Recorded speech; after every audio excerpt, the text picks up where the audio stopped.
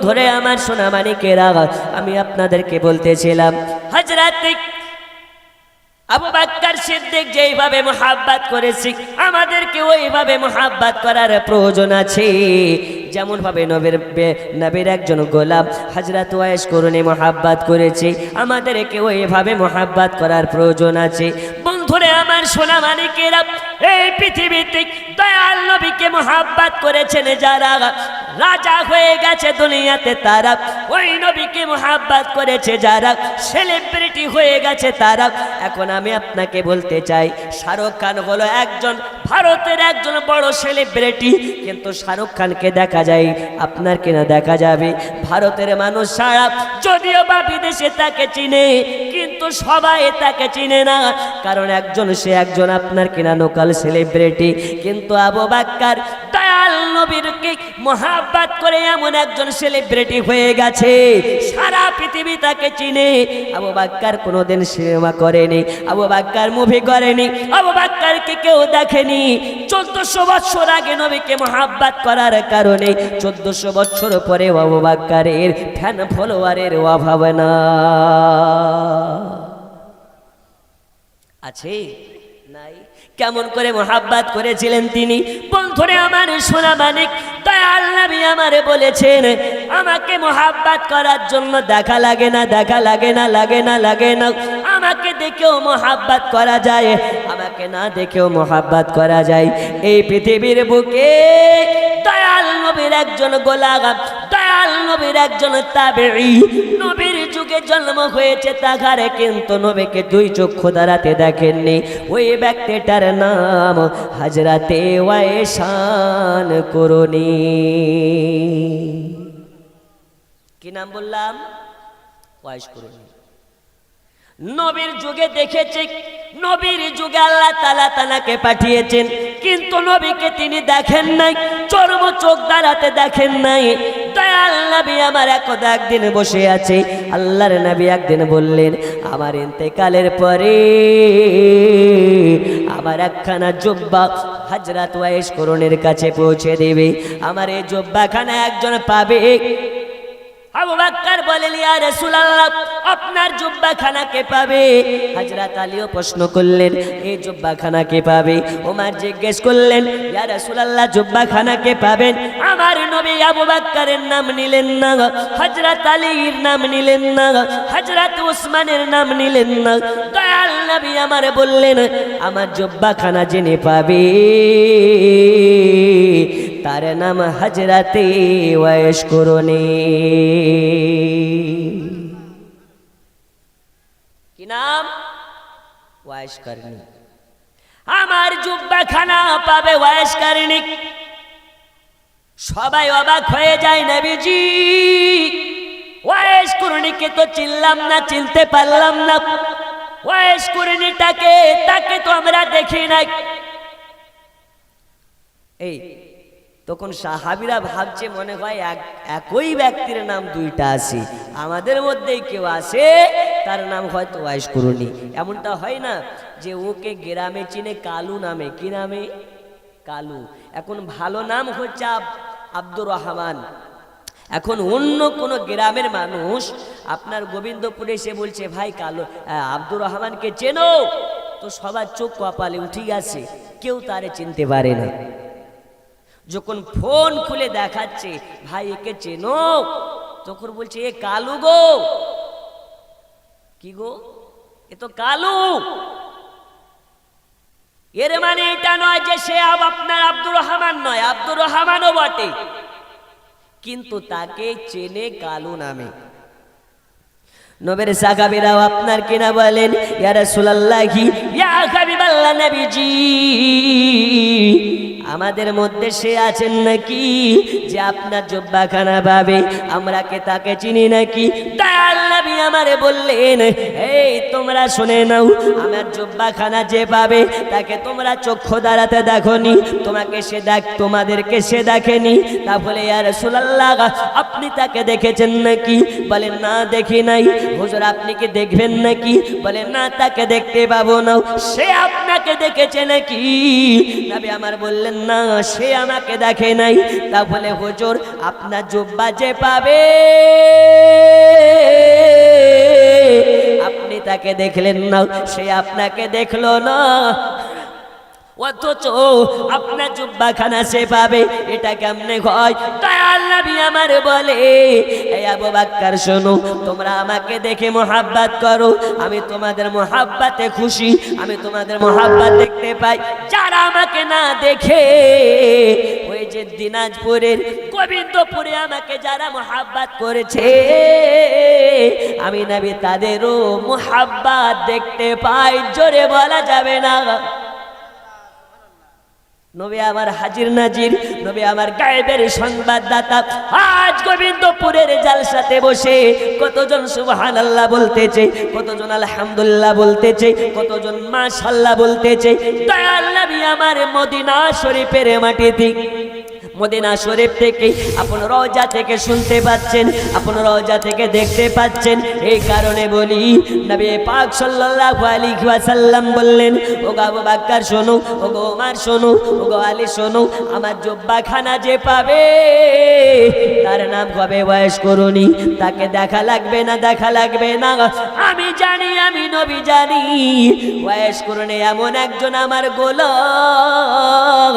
আমি যখন মিরাজে গিয়েছি আমি দেখেছিলাম আমার জান্নাতের পাশে, আমার প্রাসাদের পাশে আল্লাহ তাআলা একটা সুন্দর প্রাসাদ বানিয়েছে। আমার প্রাসাদের পাশে একটা সুন্দর রাজপ্রাসাদ বানিয়েছে। আমি জিজ্ঞেস করেছিলাম আমার জান্নাতের পাশে এই প্রাসাদটা কার? আল্লাহর ফেরেশতা হযরত জিবরিল আমিন ওই সময় বলেছিলেন, ইয়া রাসূলুল্লাহ, ইয়া হাবিবাল্লাহ, নবীজি, এই আপনার প্রাসাদের পাশে যে প্রাসাদটা দেখা যায় এই প্রাসাদটা হলো হযরতে ওয়াইস করনী। কার? হযরত ওয়াইস করনী। ওয়াইস করনীটাকে আমার কি কোনো সাহাবী? বললেন না, আপনার যুগে জন্ম নিয়েছে কিন্তু আপনাকে দেখবে না, কিন্তু আপনার মোহাব্বতের এমন একজন পাগল যার উপরে আল্লাহ খুশি হয়ে আপনার জান্নাতের পাশে ওকে আল্লাহ প্রাসাদ বানিয়ে দিয়েছে। কেমন দিওয়ানা! ও গো আল্লাহর হাবিব, পাগলের রাখছো কেন দূরে?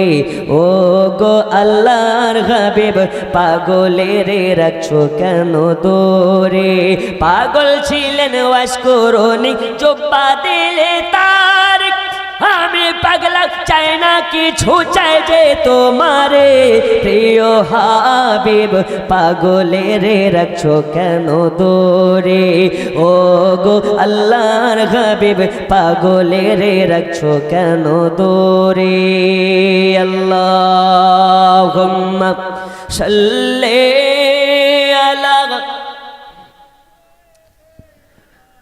মাওলানা মুহাম্মদ ওয়া আলা আলিহি মাওলানা মুহাম্মদ। বন্ধু আমার, সোনা মানিকেরাও, আমি আপনাদেরকে বলতেছিলাম হযরত ওয়াইস করনী জুব্বাখানা পাবে। এ কথা কে বলতেছেন? নবী বলতেছেন, মদিনাওয়ালা বলতেছেন। সোনা মানিকেরা আমার, দয়াল নবীকে ওই সময় আবু বকর বলেছিলেন, ইয়া রাসূলুল্লাহ, ইয়া হাবিবাল্লাহ, নবীজি, যে ওয়াইস করনী হবে তাকে কি আমি কোনোদিন দেখতে পাবনি? আমার নবী বললেন, আবু বকর, যে ওয়াইস করণীর কথা আমি বলতেছি ওই ওয়াইস করণীকে তুমি দেখতে পাবে না। তবে শুনে নাও, এই জুব্বাখানা যে পৌঁছাইয়া দেবে তারা কারা কারা যাবে আমি নবী আগেই বলে দিই। এই জুব্বাখানা যে দিতে যাবে একজনের নাম হলো ওমর আর একজনের নাম হলো আলী। ওগো আলী আর ওমর শুনে নাও, ও হযরত ওমর আর আলী শুনে নাও, খোলাখুলি আমার কালের পরে আমার জুব্বাখানা পৌঁছে দিবে হযরত ওয়াইস করণের কাছে। ওয়াইস করণের কাছে দুইজন সাহাবী জিজ্ঞেস করলেন, ইয়া রাসূলুল্লাহ কি আগাবে বললেন নবী গো, ওয়াইস করণে কে?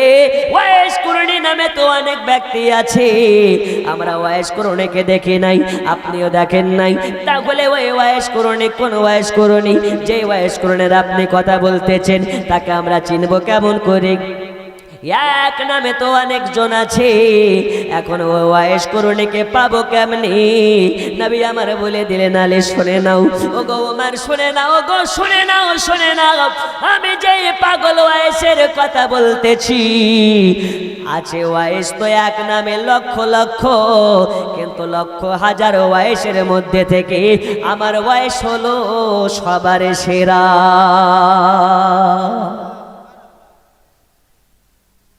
হাজার হাজার কালো কালো ঘোড়ার মধ্যে থেকে যদি একটা ঘোড়া সাদা হয়, ওই সাদা ঘোড়াটাকে চেনা যাবে না? এই যাবে না? আরে হাজার ওয়াইস আছে ঠিক, কিন্তু আমি যে ওয়াইসের কথা বলছি এই ওয়াইস তো একখানাই আছে, জোরে বলুন সুবহানাল্লাহ। নবী আমার বলে দিলেন, আমি যে ওয়াইসের কথা বলতেছি জামা হবে একখানা, কিন্তু জামাতে ফাটার অভাব হবে না, এই জায়গা ফাটা, এই জায়গা ফাটা, এই জায়গা ফাটা। এরা ছিল পোশাক পেত না তাই পরতো না, আর আমাদের ঘরে ছেলে মেয়েদের পোশাকের অভাব নাই, কিন্তু প্যান্টের দিকে তাকালে মনে হয় এ যেন ওয়াইস করণীর থেকে বড় পীর। আছে না নেই? এই জায়গা ফাটা, এই জায়গা ফাটা, এই জায়গা ফাটা। আরে মিসকিনের বেটা ঈদের দিন এরকম ছেঁড়া প্যান্ট কেউ পরে? তো বলছে হুজুর তুমি এটা বুঝবা না, এটা ছেঁড়া নয়, এটা হচ্ছে স্টাইল। বন্ধুরে আমার, সোনা মানিকেরা, এই আধুনিক যুগে এমন আমরা আপনার কিনা আধুনিক যুগে বসবাস করতেছি। এখনকার মেয়েরাও অনেক আছে যারা পর্দা করে না, বা যারা পর্দা করে অনেক মেয়ে আছে পর্দা করে, কিন্তু লোক দেখানো পর্দা। এত টাইট বোরকা পরে যে ওই বোরকা পরে কোনো লাভ নেই। আবার এখন আধুনিক যুগে হেজাবের নামে দেখবেন একটা নতুন মডার্ন স্টাইল বেরিয়েছে, ওর কপালে লেখা থাকছে মাশাআল্লাহ, এদিকে ভিতরে কোন আলকাতরা আল্লাহ জানে। নবী আমার বললেন, পোশাক মহিলারা পরবে যখন রাস্তাতে বের হবে, তখন পোশাক যেন আকর্ষণীয় না হয়। আকর্ষণীয় পোশাক বাড়িতে পড়ো স্বামীর চোখে, আর ও স্বামীর চোখে ছেঁড়া পড়বে, আর বাইরে যখন বেরোবে তখন পড়বে আধুনিক যুগের আধুনিক মডার্ন আকর্ষণীয় পোশাক। এসব মেয়েরা কি জান্নাতে যাবে? একটু হ্যাঁ না বলেন, যাবে? বন্ধুরা আমার, সোনা মানিকেরা, এই মায়ের পেটে কোনোদিন ভালো সন্তান জন্ম নেবে না। যেই মা গর্ভে সন্তান নিয়ে ফিরে পায় আপনার কিনা সিরিয়াল দেখে, যে মা গর্ভে সন্তান নিয়ে ফেসবুক দেখে, যেই মা গর্ভে সন্তান নিয়ে ইউটিউব নিয়ে ব্যস্ত, যেই মা গর্ভে সন্তান নিয়ে সিরিয়াল নিয়ে ব্যস্ত হবে, এই মায়ের পেটের সন্তান কোনোদিন আল্লাহর বলে হবে না। এই মায়ের পেটের সন্তান মাকে যারা ভাত দেয় না ওই রকম ছেলে হবে। ছেলে তো তোমাকে বৃদ্ধাশ্রম পাঠাচ্ছে, এখানে দোষ বের হচ্ছে, আর সন্তানকে তুমি সুশিক্ষা দাওনি, এটাকে দোষ নেই? আল্লাহর নবী সাল্লাল্লাহু তাআলা আলাইহি ওয়াসাল্লাম বলে, দুনিয়াবাসী শুনে নাও, বাচ্চা ছেলেরা হলো কাদারে নাই।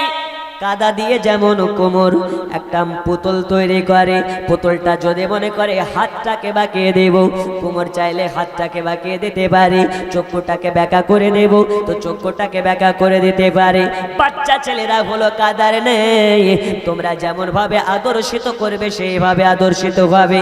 আমাদের ঘরের বাচ্চারা মা যখন খেতে দেয়, আগের মায়েরা কোরআন তেলাওয়াত করে করে বাচ্চাদেরকে ঘুম দিত, আর এখনকার বাচ্চাদেরকে কবিতা আবৃত্তি করে ঘুম দেয়, দেয় না? ভাত খেতে বসে আপনার কিনা ভালো কথা না বলে, আদর না করে বাচ্চা ছেলেকে আপনার যখন ভাত খেতে দেয় তখন বাচ্চাদেরকে মোবাইল দিয়ে দেয়, মোবাইল দেখতে দেখতে ভাত খায়। আল্লাহর কসম করে বলি, ওই যে দানাগুলো খাবে ওই দানাগুলো বাচ্চার ব্রেনে গিয়ে কাজে দেবে না, কাজে দেবে না। ওর ব্রেনেরও ক্ষতি হবে, পুষ্টিরও ক্ষতি হবে।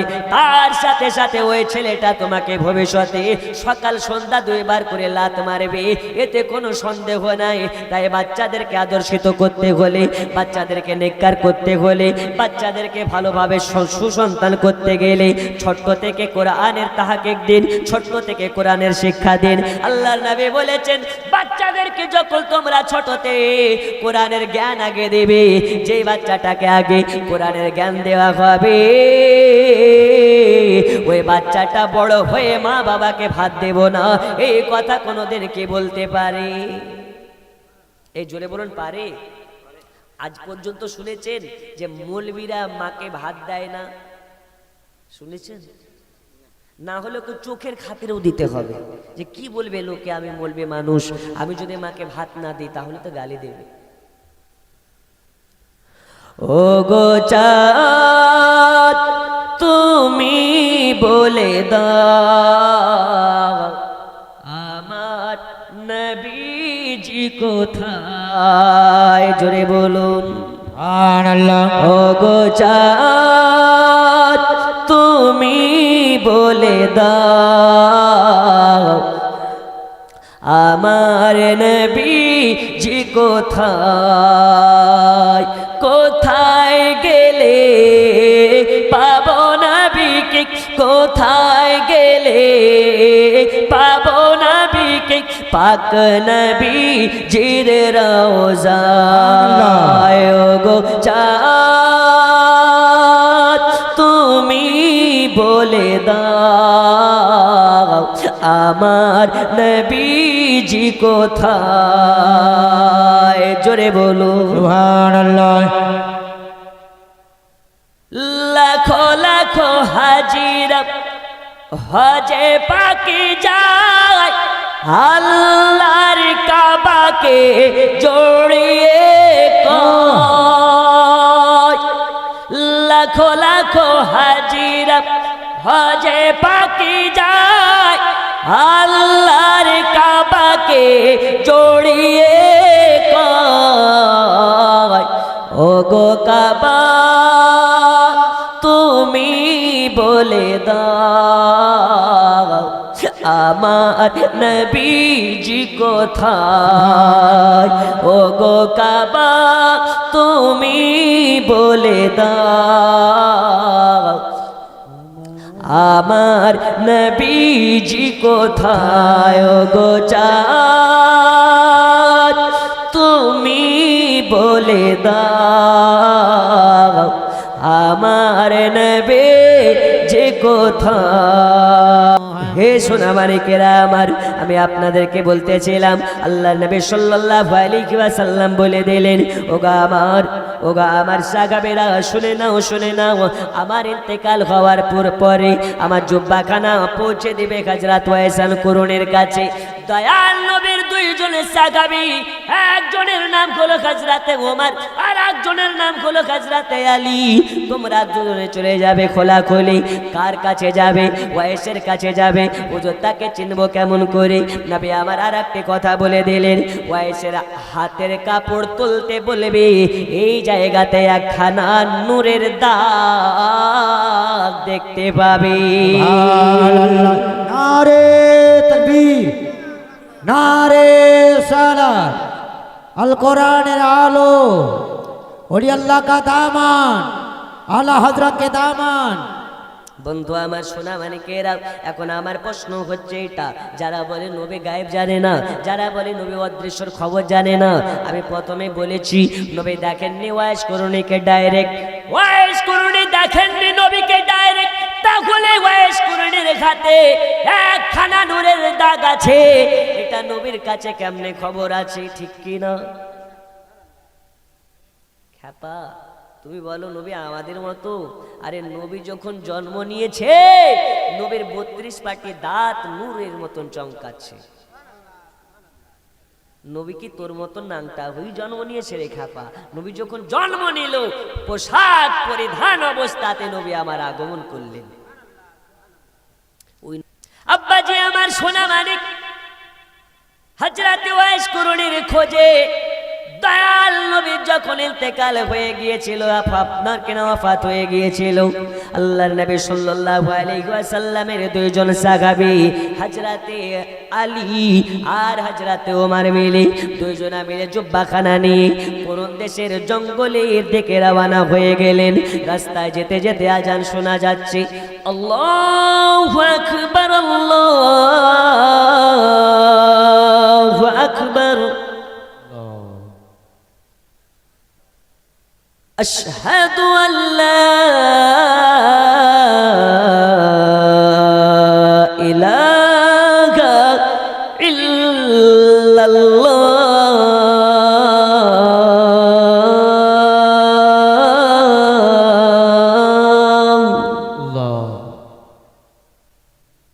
আজান হয়, আজান শুনে নামাজের জন্য মসজিদে চলে যায়।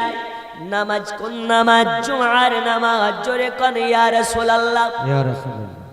হে বাবা সোনামানিকেরা আমার, এবার নামাজ পড়ার জন্য মসজিদে চলে গেলেন হযরতে আলী আর হযরতে ওমর। ওমরে ফারুক নামাজ পড়ালেন। নামাজ শেষ করার পরে ডানে বামে সালাম ফিরানোর পরে হযরতে ওমর দাঁড়িয়ে গেলেন। দাঁড়িয়ে যাওয়ার পরে বলে, এই মুসল্লিরা শোনো, তোমাদের মধ্যে কি কেউ কোরআন দেশের আছো নাকি? যদি থেকে থাকো একজন হাত তোলো। একজন ব্যক্তি যখন হাত তুলেছে হযরতে ওমর তাকে পাশে নিয়ে গেলেন। নিয়ে যাওয়ার পরে বলে, আচ্ছা তুমি কি হযরতে ওয়াইস করুণীকে চেনো নাকি? তখন বলে, হুজুর আপনি যে ওয়াইস করুণের কথা বলছেন আমি তারে চিনি, তবে গোটা করুণ দেশে তাকে ওয়াইস করুণী নামে চেনে না, তাকে ওয়াইস পাগলা নামে চেনে, তাকে ওয়াইস করুণী নামে চেনে না, তাকে ওয়াইস পাগলা নামে চিনে। হুজুর তাকে চিনতে হলে, তাকে বুঝতে হলে করুণ দেশের বাড়ি বাড়িতে নয়, তাকে দেখতে হলে, তার ঠিকানা নিতে হলে কোন দেশে যাওয়া লাগবে। সে লোকালয়ে বসবাস করে না, যেখানে মানুষজন থাকে সেখানে বসবাস করে না।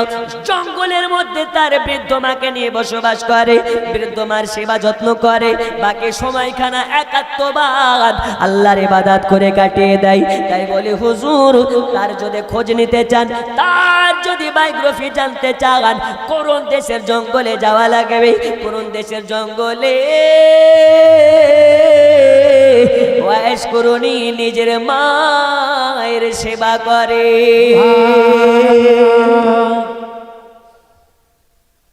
যা কোন দেশে চলে যা।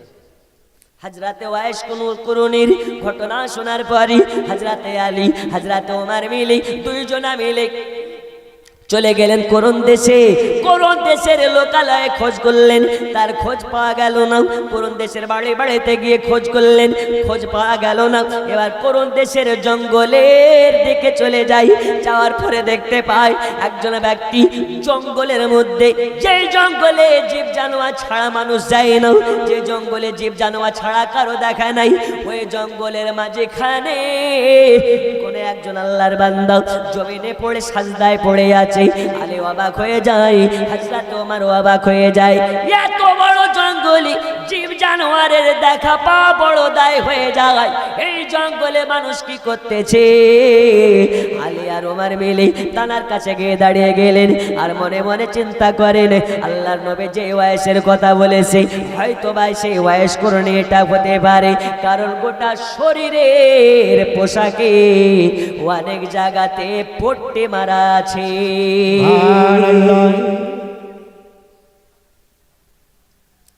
নামাজ শেষ হয়ে গেল, যখন দাঁড়িয়েছে নবীর দুইজন সাহাবীকে দেখে সালাম দিচ্ছে, আসসালামু আলাইকুম। নবীর সাহাবী জোরে বলুন, চোখ কপালে উঠে গেছে, আমরা যে নবীর সাহাবী। তুমি জানলা কি করে? আমাদেরকে কি চেনো? তোমাকে তো আমরা দেখিনি এর আগে। তখন বলছে, হুজুর গো আপনাদেরকে চেনার জন্য তো দেখা লাগে না, আপনাদের শরীরের খুশবু প্রমাণ দিচ্ছে আপনারা নবীর কাছ থেকে এসেছেন। সুবহানাল্লাহ। এখন প্রশ্ন হচ্ছে এখানে, ওয়াইস তো ডাইরেক্টলি নবীকে দেখেননি, নবীর গায়ের সুঘ্রাণও কোনোদিন শুকেনি, তাহলে নবীর গায়ের খুশবু কেমনে পাই? হাদিসের একটা রিওয়ায়াতের মধ্যে বলা হচ্ছে ওয়াইস থাকে কোন দেশের জঙ্গলে আর বেলাল দেয় আজান মদিনাতে। ওয়াক্তে ওয়াক্তে যখন আজানের সময় হয়, বাতাসের মাধ্যমে ওয়াইসের কানের মধ্যে আজানের ধ্বনি পৌঁছে যায়। আল্লাহর নবী সাল্লাল্লাহু আলাইহি ওয়াসাল্লাম বলে গিয়েছিলেন, ওয়াইসে হবে আমাকে দেখেননি, দেখবে না সে, কিন্তু তার মধ্যে এত মোহাব্বত থাকবে আল্লাহ তাআলা আমার জান্নাতের আমার প্রাসাদের পাশে হযরত ওয়াইসের প্রাসাদ বানিয়ে দেবে। সুবহানাল্লাহ। এ বাবা সোনা মানিকেরা, শুধু তাই নয়, একটু আপনাদেরকে এই ঘটনাটা বাম দিকে রেখে ওয়াইস কুরুনির ডান দিকের একটু ঘটনাটা বললে আপনি ক্লিয়ার হবেন। হযরত ওয়াইস কুরুনির একদিনের ঘটনা। ওয়াইস কুরুনি শুনেছে যে নবী তার চেহারার দিকে তাকালে খোদার জ্বালা মিটে যায়।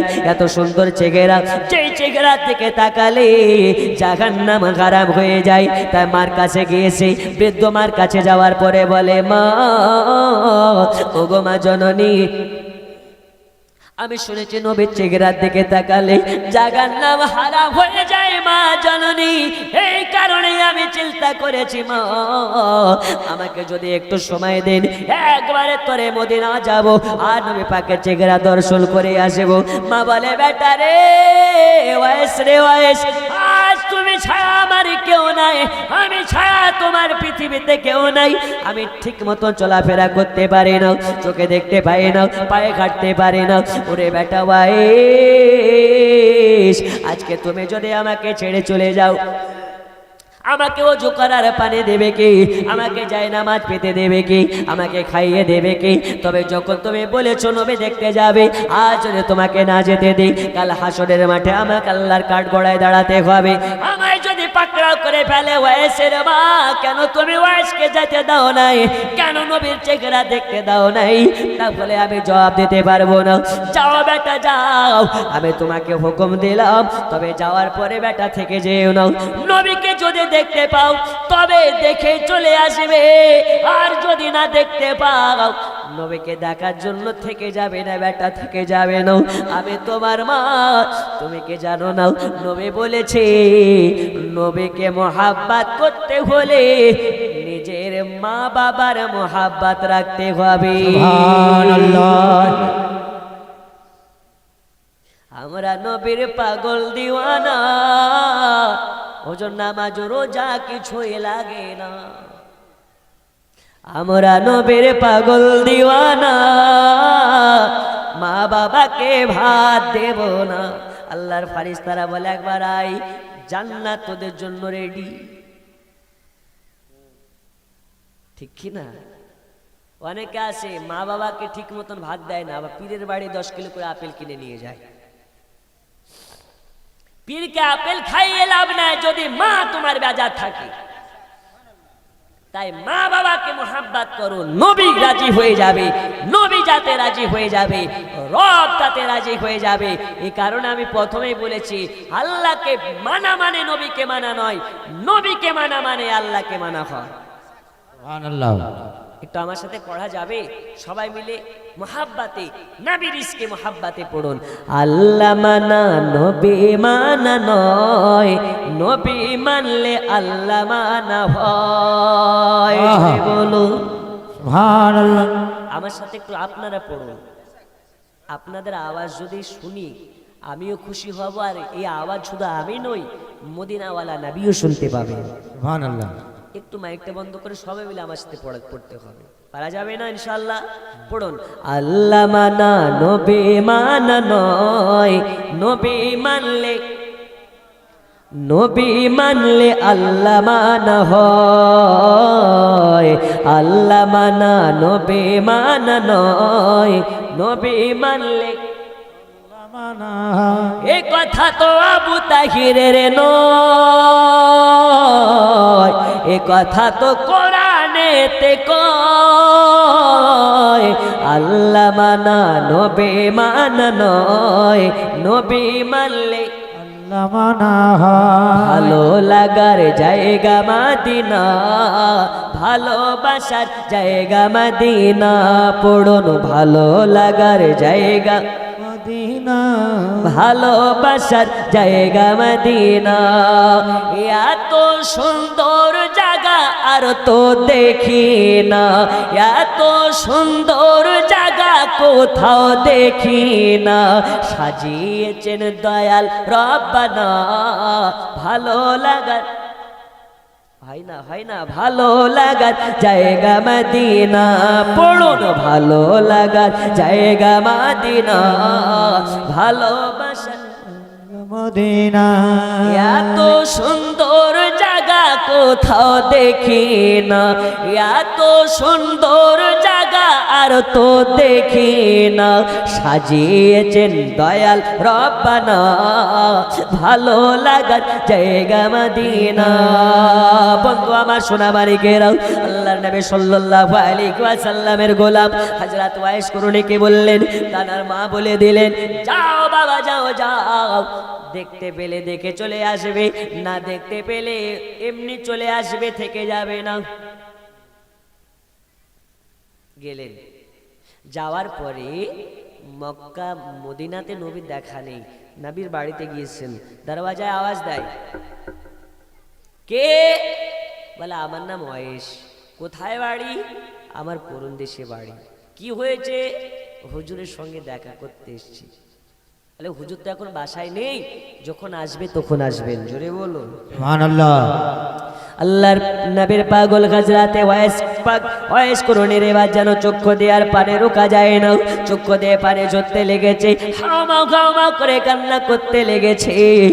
ওই সময় মদিনার মাটিকে এক মুষ্টি মাটি ধরে নিয়েছে, আর মাটিকে ধরে নিয়ে বলে, এই মদিনার মাটি তুই বড় খাঁটি, তোর উপরে আমার নবী করে হাঁটাঘাটি।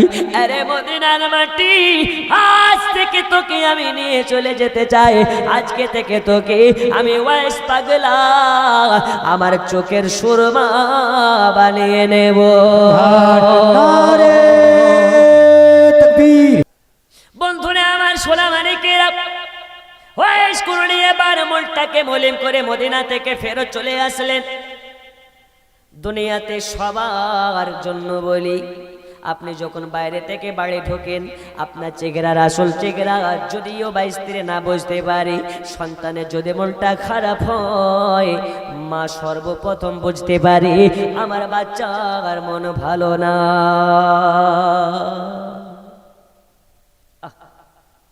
মা বলে, বেটা ওয়াইস, মন খারাপ কেন বেটা? তুমি কি নবীর দেখা পাওনি? বলছে, মা নবী তো নবী, নবীর মাজারের দিকে তাকালে নবীর জন্য সাফায়াত ওয়াজিব। জোরে বলুন, মান যারা কবরি ওয়াজাবাত লাহু শাফাআতি, যে নবীর রওজা পাককে জিয়ারত করবে, নবী বলছেন আমার জন্য তাকে ওয়াজিব, জান্নাত, তাকে শাফায়াত করা ওয়াজিব হয়ে যাবে। ওই নবীকে দেখলে তাহলে কি হবে? নূরময় চেহারা দয়াল নবীর যখন দেখতে পেল না ওয়াইস, মা ওই সময় আল্লাহর কাছে দোয়া করে, আল্লাহ আপনার কাছে দোয়া করি, আমি ওয়াইসের মা, আমার বেটা আমাকে কোনো সময় কটু কথা বলে না, আমার বেটা এত ভালো, কোনো সময় আমার জন্য আমাকে ছেড়ে চলে যায় না, নবী দেখার জন্য কোনো সময় গিয়ে থেকে যায় না। ওগো আল্লাহ তাআলা, আমি দোয়া করি আজ আমার জন্য ওয়াইস নবী না দেখে চলে এসেছি, আমি আপনার কাছে দোয়া করি ওই নবীর যেখানে প্রাসাদ খানা হবে, আমার বেটা ওয়াইসের ওই নবীর প্রাসাদের পাশে আমার বেটার জন্য একটা টুকরা কুটরি একটা ঘর বানিয়ে দেবে। আমার আল্লাহ মালিক দুনিয়াতে মায়ের দোয়া শেষ হওয়ার আগে সন্তানদের জন্য যে দোয়া করা হয়, ওই দোয়া আল্লাহর কাছে সঙ্গে সঙ্গে কবুল হয়ে যায়। যাদের যাদের মা বেঁচে আছে একটু হাত তুলেন। আছে কার? একটু হাত তুলেন। মা বেঁচে আছে, আপনি ওয়াদা করে নিন, মনে কষ্ট দেবেন না, মাকে বেজার করবেন না। আপনাকে একটা কথা বলি, আমরা প্রায় লোক গরিব, অসহায়, দরিদ্র ফ্যামিলির। হাদিস শরীফের মধ্যে নবী আমার বলেন, যদি কোনো ব্যক্তি সকাল বেলাতে মায়ের কদমের দিকে ঘুম থেকে উঠে মায়ের কদমের দিকে একবার শুদ্ধ মনে মা মনে করে মাকে ভালোবাসার নজরে মায়ের কদমের দিকে যদি একবার তাকায়, আল্লাহ তাআলা তারা আমল নামাতে একটা মাকবুল হজের সওয়াব দিয়ে দেয়। দুইবার যদি তাকাই তো দুইবার, তিনবার যদি তাকাই তো তিনবার। আচ্ছা, আজকে আপনাদেরকে প্রশ্ন করি, হজ করতে গেলে এখন কত টাকা লাগে? আরে বলেন না, কয় লাখ? 4 লাখ। আপনার 4 লাখ টাকা খরচ করে হজ করতে যাবেন, আপনাদের গ্রামের মুফতি সাহেব কি চ্যালেঞ্জ দিয়ে বলতে পারে আপনার হজটা কবুল হবে?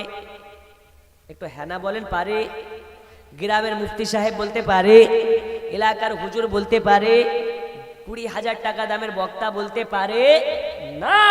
কিন্তু আজকে আপনাকে বিনা পয়সায় মাকবুল হজের সওয়াব পাবেন, এই দলিলটা দিয়ে যায়।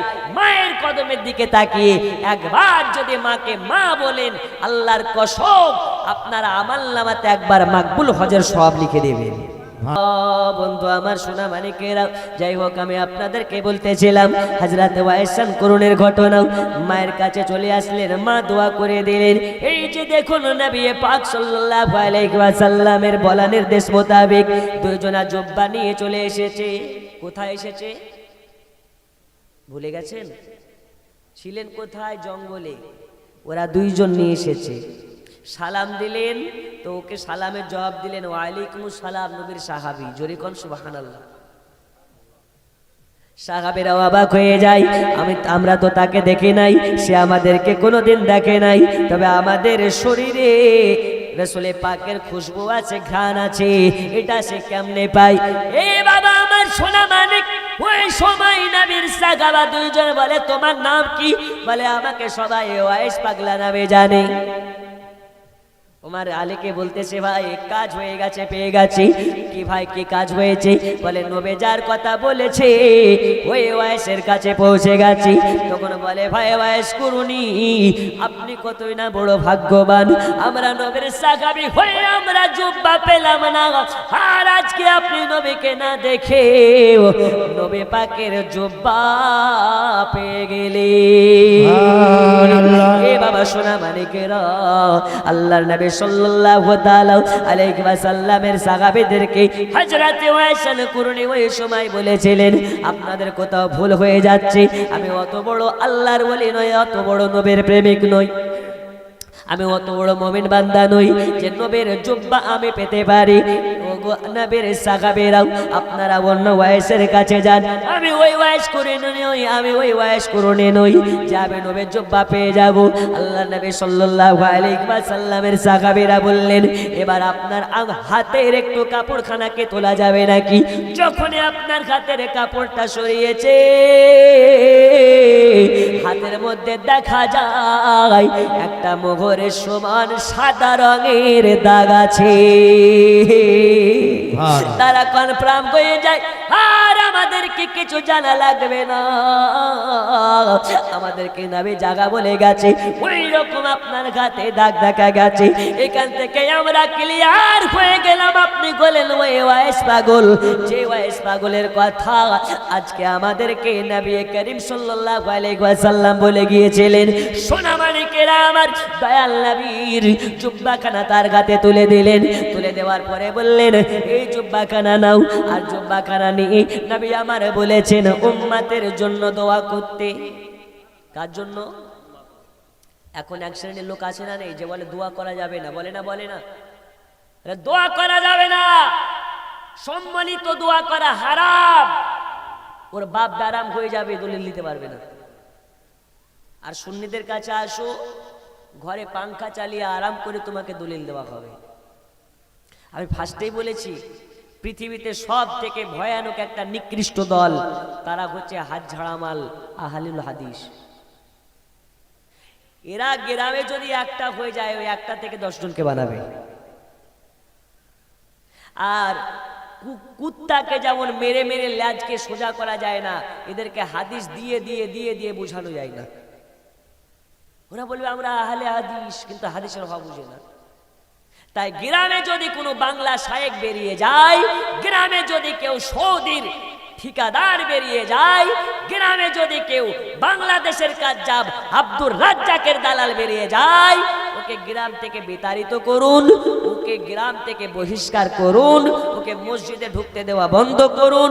হয় বুঝিয়ে দে, নইলে বুঝে নে। বাংলা কিতাব পড়ে যদি মৌলবি হওয়া যেত, 12 বছর পরের বাড়িতে ডাল ভাত খেয়ে থাকার কি কোনো প্রয়োজন পড়তো? আরে হ্যাঁ না বলুন, পড়তো। রাত্রি 3টের সময় হুজুরের হাতে লাঠি খেয়ে কি ঘুম থেকে ওঠা দরকার হতো? এখন সব থেকে বড় মুফতি সাহেব, ওর নাম কি, মিস্টার গুগল, গুগলে যাচ্ছে, বলছে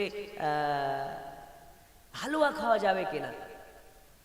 এখন শালা কোথাকার পাগলা ছুচকো মৌলবি বেরিয়েছে, ও বলছে হালুয়া খাওয়া হারাম, অথচ নবীর পছন্দের খাবারের তালিকার মধ্যে হালুয়া হচ্ছে বেস্ট খাবার। জোরে বলুন। এখন হালুয়াকে যারা হারাম বলবে, ভাবতে হবে এই মানুষ না পায়জামা।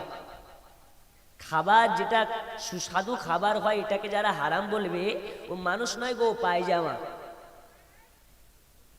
ও হারাম বলছে, কিন্তু পেয়ে যদি যায় তাহলে আরাম করে খাবে। কথা হচ্ছে হারাম, কিন্তু পেয়ে গেলে আরাম। দাও একটু খেয়ে নি। এ বাবা আমার সোনা মানিকেরা, আপনারা সোশ্যাল মিডিয়ার মাধ্যমে দেখেন বাংলাদেশে অনেক রকমের ফিতনা দেখা যেত, কিন্তু ভারতে আপনার কেনা ফিতনা করার জন্য পশ্চিমবঙ্গে 2টা আনাড়ি মৌলবি বেরিয়েছে। একজন ডাব নামে খ্যাতি, আর একজন আছে আপনার কেনা মমতাজুল নামে। আছে না নেই?